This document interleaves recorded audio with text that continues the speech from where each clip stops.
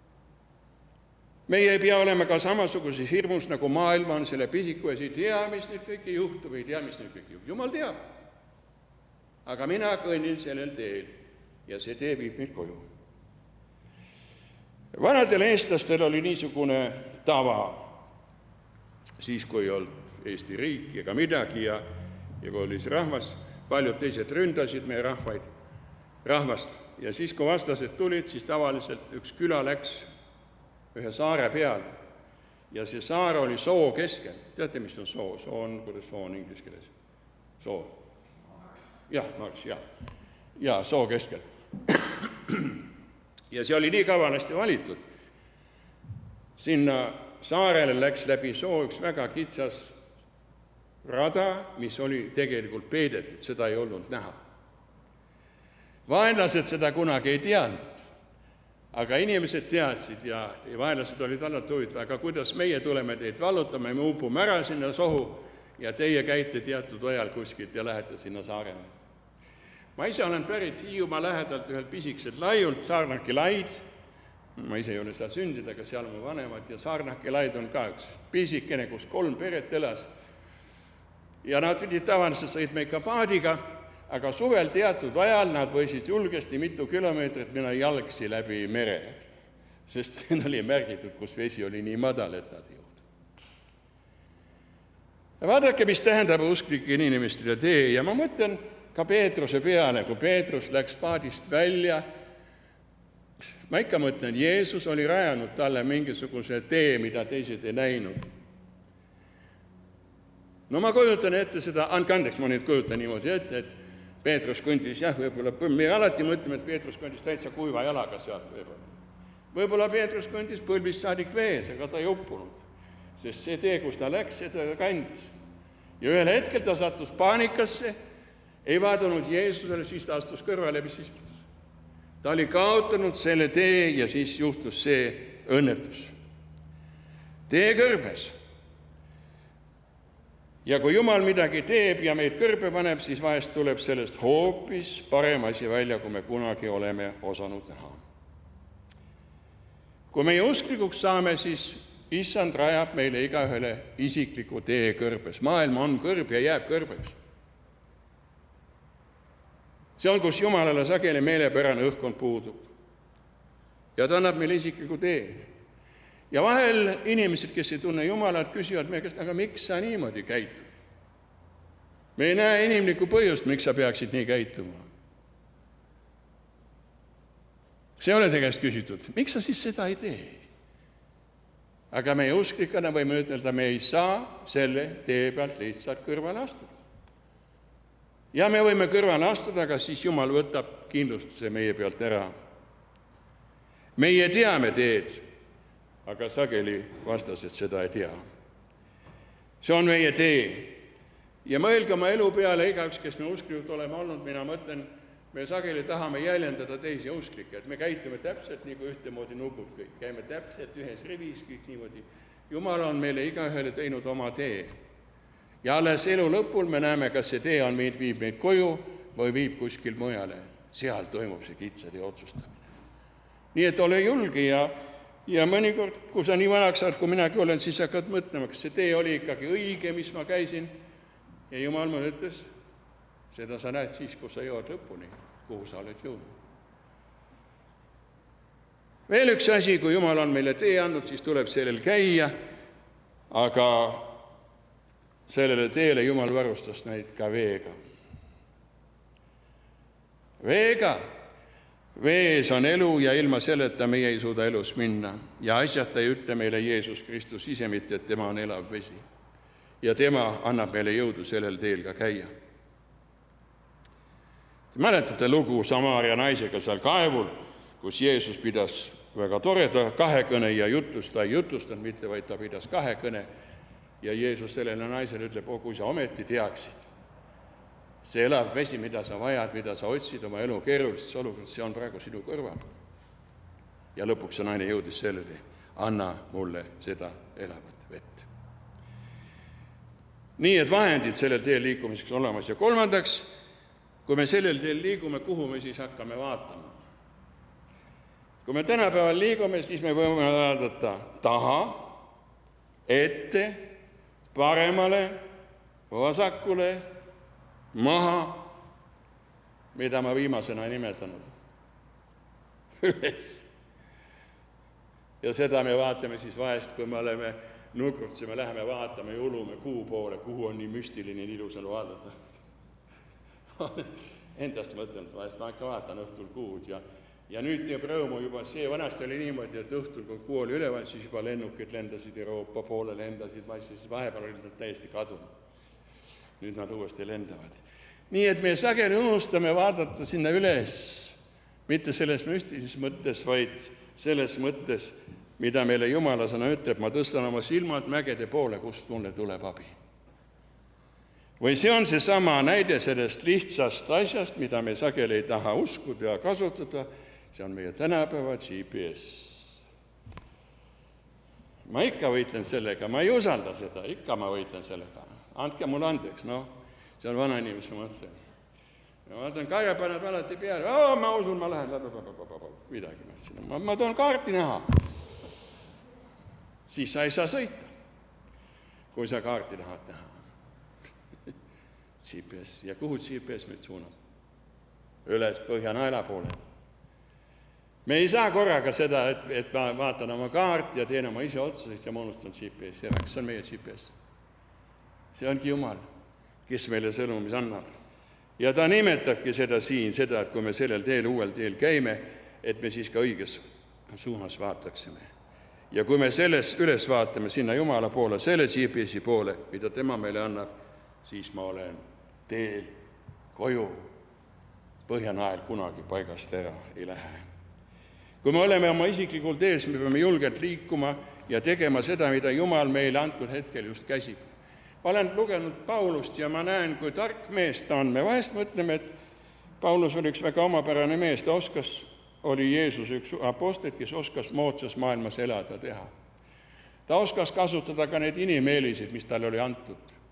Mäletate, kui ta pidas oma kaitsekõne ja teda mõisteti hukka seal rahva ees ja teda hakati karistama, ta ütles, oodake. Ma olen ka Rooma kodanik. Ma ei tea, et teised keegi oleks seda, ma olen Rooma kodanik. Ja sellel teel ja riigis, kus me elame, meil on 2 kodakondsus. Meil on taevane, aga meil on ka maine kodakondsus. Need meid üksinda ei päästa. Tähtis on see, et sellel teel liikudes, ja seda Paulus nimetas usuteeks, mis on nähtamatu. Mäletate Saulus, keda ta taga kiusas? Neid, kes usu teel käisid. Ta teisi ei kiusanud. Ja see on meie osa ka selles maailmas. Vaatamata kõigele, mis toimub, olgu meie usk ja lootus sellel vaadates üles, me jõuame sellele eesmärgile, milleks Jumal meid on kutsunud ja kuhu me jõuame. Palju õnnistust meile kõigile ja leiame igaüks oma usutee Jeesuse Kristuse läbi. Aamen. Isa taevas, me täname sind, et me oleme täna siin selles ülikuumas majas, kus me tunneme, miks see ilma nii kuum ja miks see kõik on juhtunud ja miks meiega nii on. Ja siis Jumal ütleb me peale, te ei saagi aru, et mul on palju suuremad plaanid teiega, kui te ise arvate. Mul ei ole mitte teiega uuendusplaanid, vaid mul on uueks tegemise plaanid. See puudutab meie isiklikku elu, see puudutab koguduselu, see puudutab meie perekonnaelu. Ja prohvet ütles meile, vaata, anna meile täna julgust vaadata ja teha selle järgi. Jumal, sinu käes on kõik meie ajad, sina teed kõrbesse ka tee, sina varustad meid sellel kõrbedel käimiseks ja kõige tähtsam, sa juhid meid ka sellel teel edasi liigume, meil oleks vahendid sellel teel. Õnnista meid täna üle selle, mida oleme täna osanud sinu käest paluda. Jeesus sinu pühal nimel. Aamen. Ja nüüd me laulame või ühiseme. Laulu, mille sõnad te kindlasti teate, vaata Jeesuse peale. Võtke lahti Eesti laulik 170, Inglise laulikus 297. Meid on nii vähe, et võib-olla võite isegi kõvasti laulda, kui tahate. Aga ärge hakata praegu. Peeter mängib, vaata Jeesuse peale.